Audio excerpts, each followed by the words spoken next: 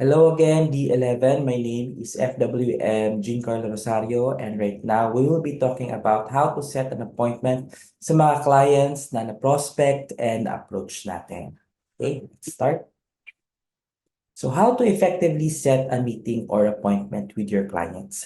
So over the years, no, I have formulated rules on how to set an appointment kasi it's really important as well na magaling tayo mag-set ng appointment sa mga clients na prospect and mga nakausap natin. So rule number one, no, as much as possible, always set the meeting according to your schedule para mas ma-appreciate natin yung work natin as financial advisors, no, na tayo yung nagsiset ng mga schedules natin as much as possible, kung kailan tayo libre, doon din tayo magsaset ng appointment. Kasi para hindi natin masagasaan yung ibang mga priorities natin. Ito yung isa sa mga ito yung isa sa mga pinamagandang um, benefits natin as a financial advisor because of the flexibility ng mga schedules natin. So, rule number two, always give at least two options for the date and time for the meeting and appointment. Para din naman, no, merong options yung mga clients natin. Magbigay tayo ng at least dalawang options para sa mga clients natin. Let's say, for example, no, hi Mr. Client, available po ba tayo on Monday or Tuesday? Tapos papapiliin natin si client natin kung ano yung day. Let's say for example, pwede po ako ng Tuesday. Okay.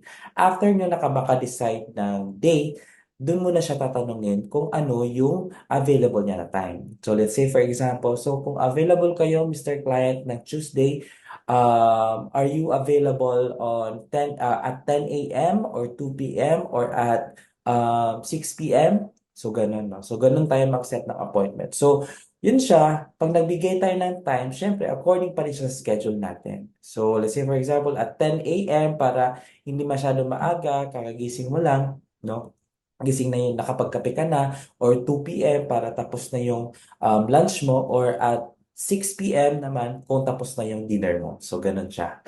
And rule number three, never give the power to your client when setting a meeting or appointment. So what do I mean about the power? Kasi isa sa mga common na mistakes ng mga client ng mga financial advisors is that binibigay natin yung power sa mga clients natin. So example itong power is that ini-end natin yung conversation natin sa balikan na lang kita, sir, balikan na lang kita, ma'am, no, kung available na ako. So, dapat hindi po natin ini-end yung conversation natin with our client sa ganun.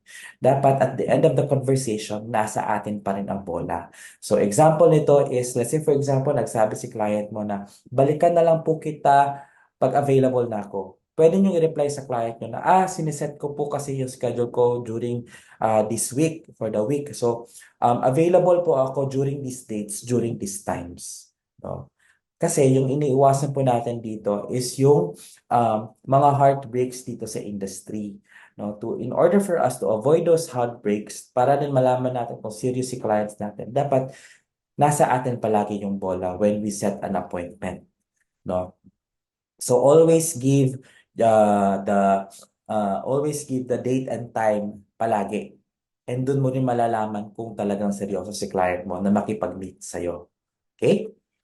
So ito yung mga examples ng pag-set ko ng appointments over the past few years. Ayan. Free ka ba tomorrow morning like mga 10 a.m.? I'll update you, sir. Meron lang akong aasikasuhin sa morning. We can set naman kung when ka sure na free. Usually, what time ka ba free, sir? After lunch bukas, free ka ba? May message kita pero free ka ba the whole day tomorrow? Hindi eh. May dinner ako bukas. So mga free time ko bukas is at 10 a.m. or after lunch ng 2 p.m. How about weekdays? Yeah. Pwede naman ako Monday ng lunch. Sige, Monday after lunch or lunchtime ka free. After lunch lang, Sir Jean. Sige, 2 p.m. tayo sa Monday. See ya via Zoom. Yes, send ako link sa Monday. Ganyan. Example number two, details please. So, hello sir, are you in the Philippines? So, ito siya yung client ko na nasa Qatar pa. Qatar po, are you coming home po ba? I'm planning kaya lang timing pa sir depende sa COVID situation. Ayun, pwede tayo mag-set ng meeting when you're home. Kasi di din pwede pag nasa ibang bansa, which is true. Kailangan nasa PH Soil. Pwede mo ba ako bigyan ng idea via Zoom kahit 15 minutes lang? Sige sir, set natin when I get back sa Manila. Okay. Please let me know your availability. Thanks. Will message you pag nasa Manila na ako, sir. When pala plan mo mag-uwi? To give an idea, sir, prefer ko kasi investment with medical coverage. Sana makauwi by March or Feb. So, malapit na din pala. So, April 15, sabi ko, hello Nestor. Nestor, when nga balik mo abroad? Free ka ba on the 20th for a Zoom meeting? 28th of April. Ayan, sure. Hello, okay sa'yo 2 p.m. on the 20th. Balikan kita, sir. Need to finalize lang ng sked natin. Follow up ako sa'yo tomorrow. Ayan, hindi ko binigay sa kanya yung power. Hello, Nestor. Tuloy na tayo. Tomorrow, 2 p.m. Hi, pwede bang earlier? 10 a.m. pwede. So, nagkita na kami by 10 a.m. Yeah. So, example number 3, Dong, pa-compute naman, then I'll check when can we can set a meeting. Lahat naman ng proposals ko are tailored to fit for clients. Mag-financial coaching tayo. San ka? Let's meet halfway. Free on the 5th. Makati, I have a meeting on the 5th day. I can do weekdays. So 7th, can? Kahit Greenbelt lang. Okay, sure. Wala ka pa bang insurance or napresenta ka na ba before? Actually, meron ako health.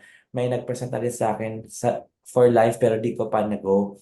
As tigil ako options. Okay, I see. Pwede tayo initial meeting sa Zoom muna. Less than an hour lang siya. Tapos if makadecide ka na, pwede tayo meet personally. Not tonight, not feeling well. Pwede Friday tayo Zoom. Friday is okay. Okay sa'yo, 10 a.m. or 2 p.m. 10 a.m. Friday is fine. Sure, 10 a.m. is free. Sure, 10 a.m. it is. See you on Friday. So, ganun lang po tayo. So, napapansin nyo, I never give the power to my clients. No? So, I always have, uh, nasa akin palagi yung bola, no, when deciding when to meet. So, doon na malalaman ko na serious si client sa pagkuha ng insurance. Yan. Yeah. That ends my discussion. Thank you so much and good luck sa pag set ng appointments with your clients, D11.